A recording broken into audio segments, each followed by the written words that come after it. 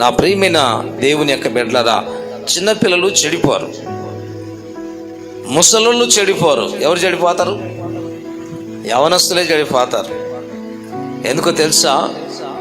ఆ యవన జీవితాన్ని సాతానుడు వెంటాడుతూ ఉంటాడు. యవనస్తుల జీవితాన్ని పాడు చేయాలని కోరుకున్నాడు. ఒక సెకండ్కి కొన్ని వేల మంది చనిపోతున్నారంట యవనస్తులు. శాస్త్రవేత్తలు పరిశోధించి చెప్తున్నారు, నిండా నూరేళ్ళు బ్రతకవలసిన వాళ్ళు, ఆరోగ్యంతో ఉండవలసిన వాళ్ళు, అమ్మా నాన్న ఆశలు నెరవేర్చవలసిన వాళ్ళు, చదువుకొని సంఘానికి, సమాజానికి, దేశానికి, దేవునికి ప్రయోజకులుగా ఉండవలసిన యవనస్తులు ఆకులు రాలినట్లుగా రాలిపోతున్నారు. దేవుడు మాట్లాడుతున్నాడు, సుమా, నీకు విజయం కావాలని కోరుకుంటున్నావా? చీకటి మీద వెలుగుకి ఎలాగ విషయం ఉందో, మరణం మీద జీవానికి ఎలాగ విషయం ఉందో, దేవుడు అలాగే నీకు విజయం ఇవ్వాలని కోరుకుంటున్నాడు. నీకు విజయం ఇస్తాడు ఆయన, విజయం ఇచ్చే దేవుడు. నీలో విశ్వాసం ఉండాలి. జయించాలంటే, లోకాన్ని జయించాలి అంటే దేవుని మూలంగా పుట్టి, మారు మనసు పొంది, బాప్తిసం పొంది, రక్షణ పొందుకొని ప్రభుతో నీ ఉన్నట్లయితే ఎక్కడికి వెళ్ళినా, ఏం చేసినా కూడా దేవుడు నీకు విజయం ఇస్తాడు. హల్లెలూయా! విజయం ఇస్తాడు. విజయం ఇచ్చే దేవుడు ఆయన. ఆ మధ్యకాలంలో సోషల్ మీడియాలో ఒక పోస్ట్ చదివాను. ఒక అమ్మాయి పుట్టగానే అమ్మ నాన్న నచ్చలేదని చెత్త కుండీలో పడేశారట. ఆ అమ్మాయిని తీసుకెళ్ళి అనాథాశ్రమంలో వదిలేశారు. అయితే ఆస్ట్రేలియా వాళ్ళు భార్య భర్త పిల్లలు లేని వాళ్ళు ఆ అమ్మాయిని తీసుకెళ్ళి పెంచుకుంటూ పోషిస్తూ ఉన్నారు. ఆ అమ్మాయి పెరిగి పెద్దదవుతూ ఆ పెంపుడు తల్లిదండ్రుల దగ్గర బాగా ఆనందంగా బ్రతుకుతుంది. యవన జీవితంలో అడుగు పెట్టిన తర్వాత ఆమెలో ఉన్నటువంటి టాలెంట్ని బయటికి తీసుకురావాలని క్రికెట్ నేర్పించారట. ఇప్పుడు ఆస్ట్రేలియా దేశానికి కెప్టెన్గా ఉండి ఆ అమ్మాయి, అనాథైన అమ్మాయి ఆస్ట్రేలియా దేశానికి కెప్టెన్గా ఉండి విజయం సాధించింది అని వేస్తే నేను చదివాను. ఎందుకు ఈ మాటలు మీకు జ్ఞాపకం చేస్తాను తెలుసా? నీ జీవితంలో అందరూ వదిలేశారు.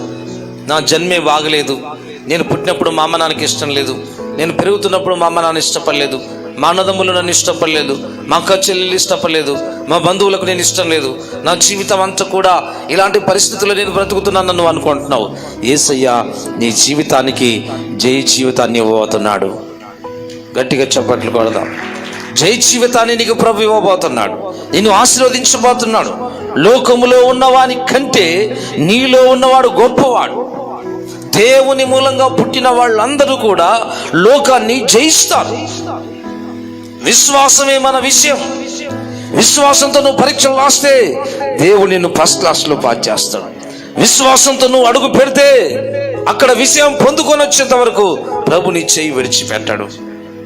పగవారు ఎన్ని ఆలోచనలు చేసినా, ఎన్ని ఇబ్బందులు నిన్ను పెట్టినా, ఎన్ని అవమానాలకు గురి చేసినా దేవుని వాక్యం చెప్తుంది, బైబిల్ చెప్తున్న మాట, దేవుడు నీకు తోడుగా ఉంటాడు. హల్లెలూయా! దేవుడు నిన్ను ఆశీర్వదిస్తాడు. నా ప్రియమైన దేవుని బిడ్డలారా, డిప్రెషన్లో నుంచి నువ్వు బయటికి రావాలి. ఓ యవనస్తుడా, యవనస్తురాలా, నీ ఉన్న ఆ డిప్రెషన్లో నుంచి నువ్వు బయటికి రావాలి. దేవునికి విజయం ఇస్తాడు. విజయం ఇస్తాడన్న విశ్వాసం నీకు కావాలి.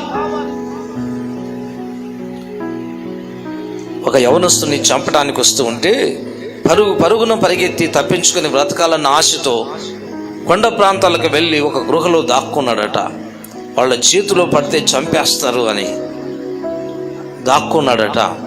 బలమంతా వెళ్ళిపోయింది. ఆయాసపడుతూ నడవలేక లోపలికి వెళ్ళి గృహలో అలాగ గోడకు ఆనుకొని, ఆ గృహలో అలాగే గోడకు ఆనుకొని గాలి బిడ్చుకుంటూ కళ్ళు తెరిచాడట. తెరిస్తే ఒక సాలెపురుగు కింద పడుతుందట, పైకి లేస్తుందట, కింద పడుతుందట, పైకి లేస్తుందట. ఎంచుకున్నాడట. ఎంచితే 100 సార్లు కింద పడి పైకి లేచి ఈయన అక్కడే ఉండి సేద తీర్చుకునే లోపల చక్కని గూడు కట్టుకుందట సాలెపురుగు. దాన్ని చూసి ఓ గుణపాఠం నేర్చుకున్నాడట.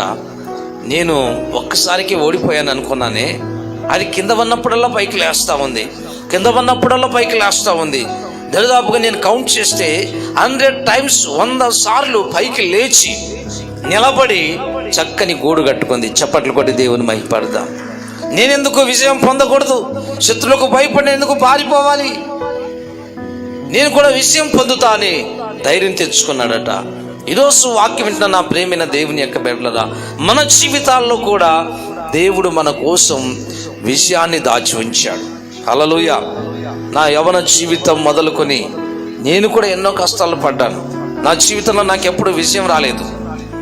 ఎప్పుడు నా జీవితంలో అపజయాలి. చదువుకునే చదువులో అపజయమే, ఆడే ఆటల్లో అపజయమే, ఎక్కడికి వెళ్ళినా పనుల్లో కూడా అపజయమే. ఒక్క మాటలో చెప్పాలి అంటే, నేను పుట్టినందుకు నా తల్లిదండ్రులు బాధపడేవాళ్ళు. ఇంట్లో అందరూ జ్ఞానవంతులు పుట్టారు, బలంగా పనిచేసుకునే వాళ్ళు పుట్టారు, బాగున్న వాళ్ళు పుట్టారు, జయించేవాళ్ళు. నువ్వెందుకు ఇలాగని బాధపడేవాళ్ళు అమ్మ నాన్న.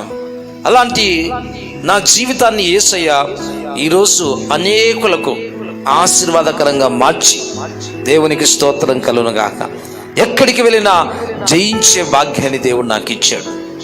నాకెన్నో కష్టాలు ఉన్నాయి.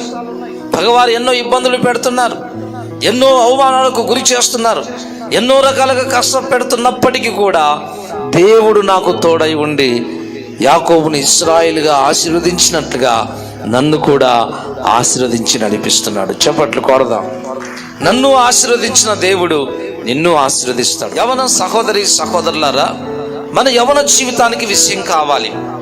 విజయం కావాలి, జయించాలి. జయించాలి అంటే మనకు ఓపిక ఉండాలి, ఓర్పు ఉండాలి, విజయం పొందుకునే విశ్వాసం ఉండాలి. కొంతమంది ఒకసారి ఫెయిల్ అయిపోతే చదువు మానేస్తారు. కొంతమంది ఒకసారి ప్రయత్నం చేసి ఉద్యోగం రాకపోతే నాకు రాదనుకుంటారు. కొంతమంది నా కర్మ, నా బ్రతుకు ఇంతే, నా రాత, నా తలరాత, నా కర్మ సిద్ధాంతాన్ని నమ్ముతారు. దేవుడు నేను పుట్టినప్పుడే రాశాడు, నా కర్మ అని రాశాడు అని అనుకుంటారు. దేవుడు ఎవరికి కర్మ సిద్ధాంతాన్ని పెడతాడా? కర్మ అన్నది మనం అనుకుంటాం. దేవుడు అందరికీ విజయం ఇవ్వాలనే కోరుకుంటాడు, అందరినీ ఆశీర్వదించాలని కోరుకుంటాడు, యవనస్తులు విజయం పొందాలని కోరుకుంటాడు. డిప్రెషన్లో ఉండిపోయి, చదువులో ఫెయిల్ అయిపోయి, ఉద్యోగం లేక, సమాజం చేత, కుటుంబం చేత చీ అనిపించుకొని బ్రతకాలని దేవుడు కోరుకోడు.